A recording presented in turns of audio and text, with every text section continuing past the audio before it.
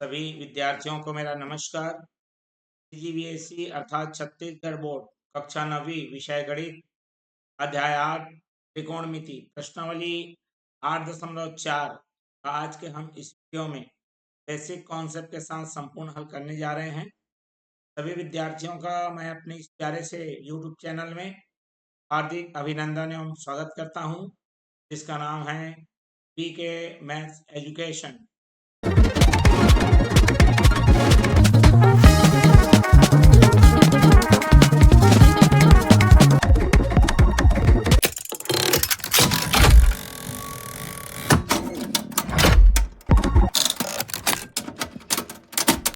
जैसा कि मैं बता चुका हूं कि ये प्रश्नावली 8.4 है त्रिकोणमिति संबंधित, जिसमें त्रिकोणमिति के जो समीकरण हैं उसको हम हल करेंगे छोटे रूप में।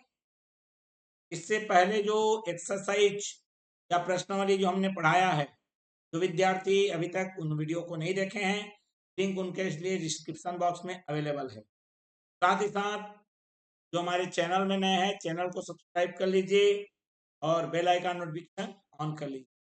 वीडियो को पूरा अंत तक देखिए। वीडियो पसंद आए तो लाइक करिए और ज़्यादा से ज़्यादा इसे शेयर करिए। चलिए शुरुआत करते हैं आज के इस वीडियो की। सबसे पहले मैं थोड़ा सा रिकॉल करना चाहूँगा। रिकॉलिंग हमारा कुछ इस प्रकार है।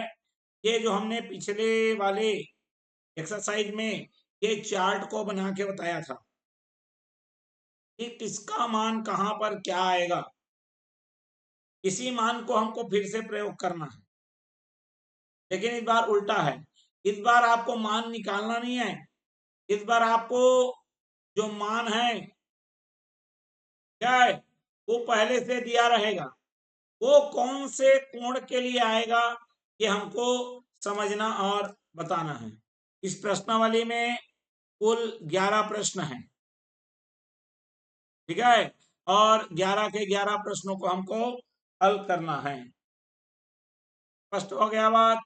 चलिए शुरुआत करते हैं प्रश्नावली के जो प्रश्न लगे हुए हैं उनसे। ठीक है, चलिए कैसे बनेगा ये हम चीज पूरा एक एक चीज आपको क्लियर करके बताएंगे। सबसे पहले तो ये 11 प्रश्न है, इसमें का मैं सर्वप्रथम पहला 4 ले लेता हूं, बाकी को मैं अभी समाप्त करता हूं। ठीक है, चलिए देखते हैं कैसे बनेगा। तो ये जो हमारा प्रश्न है, पहला जो प्रश्न है, इसमें लिखा हुआ है कि साइन थीटा बराबर है कॉस थीटा। ठीक, मतलब साइन का मान कॉस के मान के बराबर है। तो आप देखिए यहाँ साइन में और कॉस में एक ही मान है जो बराबर है, वो है 1/वर्गमूल 2। और दोनों कौन से कोण के लिए आ रहे हैं? 45 के लिए। तो इसका मतलब उसका प्रयोग करते हुए मैं लिखूंगा यहाँ पर ये तभी संभव है, ठीक है, जब थीटा बराबर क्या हो जाए? 45 अंश हो जाए। क्लियर है? साइन और कॉस दोनों में एक ही मान बराबर होता है, 1/वर्गमूल 2, और वह कहां पर आता है? 45 में। ये हो गया हमारा पहला। दूसरा दूसरा प्रश्न क्या है? 2 cos थीटा बराबर 1। यहां पर आप cos थीटा रखिए 1/2। अब 1/2 कॉस में कब आता है?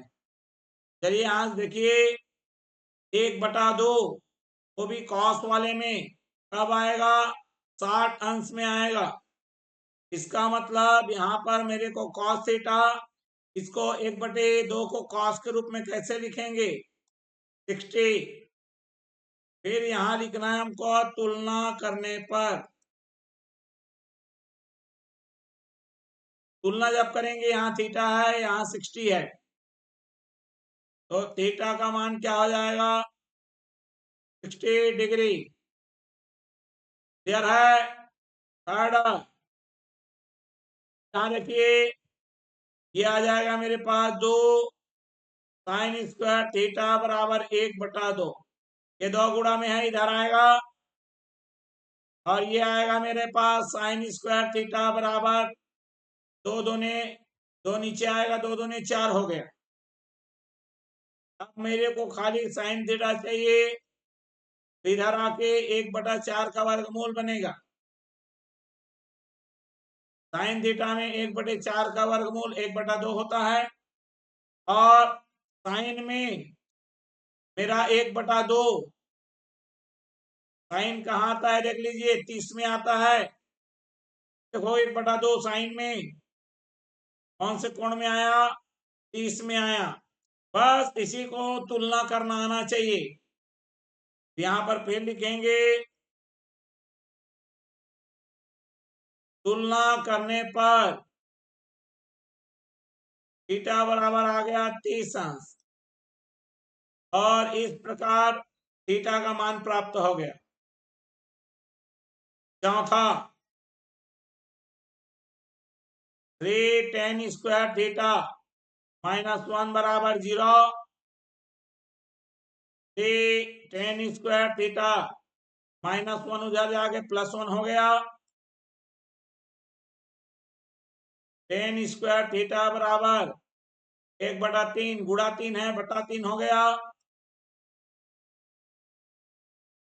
tan थीटा बराबर वर्गमूल 1/3, जो कि tan थीटा बराबर 1 का वर्गमूल 1, ये वर्गमूल 3। अब tan में 1/वर्गमूल 3 कब आता है देख लीजिए, तो 1/वर्गमूल 3 tan में आता है 30 डिग्री में। 1/वर्गमूल 3 को आप क्या लिखेंगे नया तरीके से? इधर रहेगा tan थीटा, और इधर रहेगा tan 30। हमको लिखना है,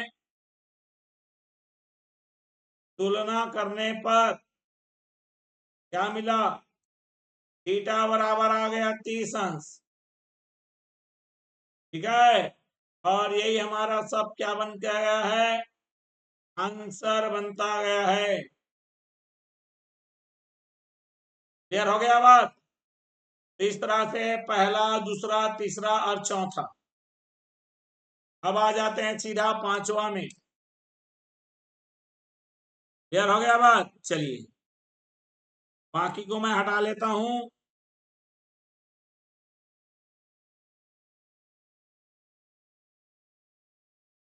चलिए, पांचवा, छठवां, सातवां और आठवां, कुल 11 प्रश्न है। एक एक प्रश्नों को हम करेंगे यहां पर।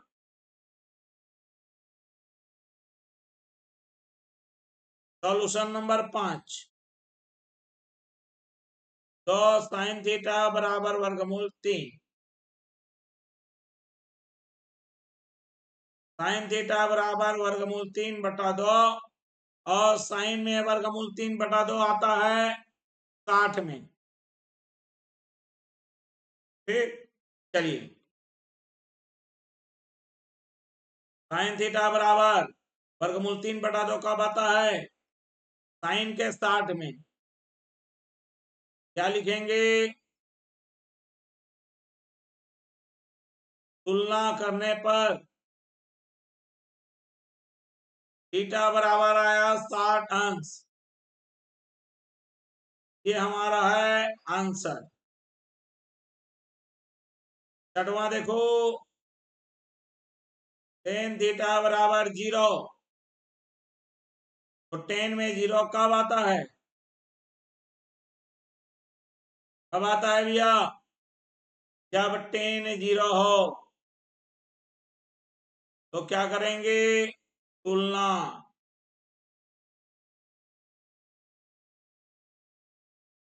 तुलना करने पर मेरे को मिला थीटा बराबर 0 डिग्री,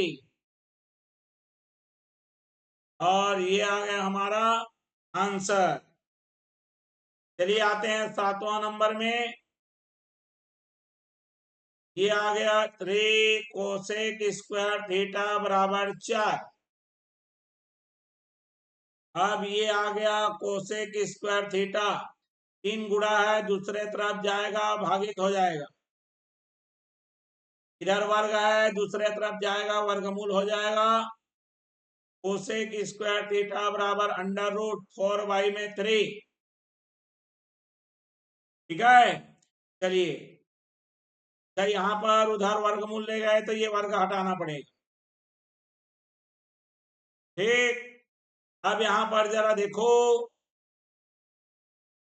कोसेक थीटा 4 का आ गया 2 बट्टे में आ गया वर्गमूल 2/वर्गमूल 3। आप देख लो कोसेक वाली लाइन में 2/वर्गमूल 3 कहाँ पर है, 60 पे है। क्या समझे, इसको वैसे ही बदलना है। कोसेक थीटा इधर आ जाएगा मेरा कोसेक 60 अंश। तो तुलना करने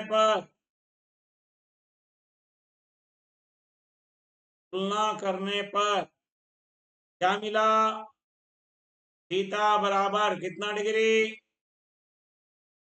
60 डिग्री। और यही हमारा क्या प्राप्त हो गया, आंसर। ठीक, 8वां के बाद आते हैं 8वां में। 2 कॉस स्क्वायर थीटा बराबर 1/2।